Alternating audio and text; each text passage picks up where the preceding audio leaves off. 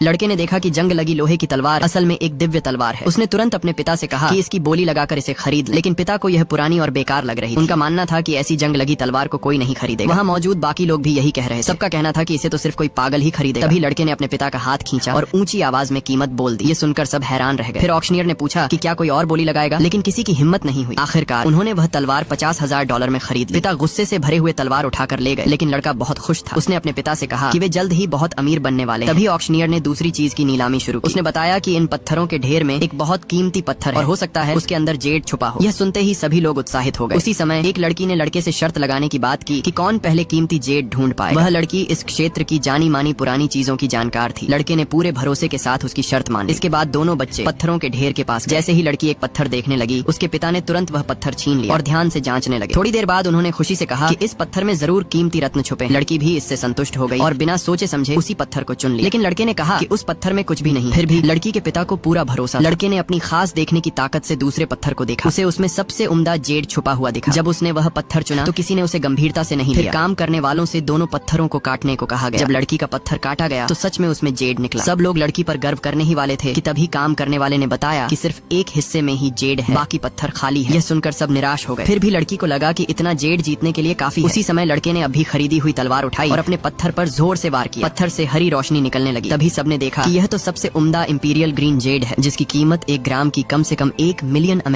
थी।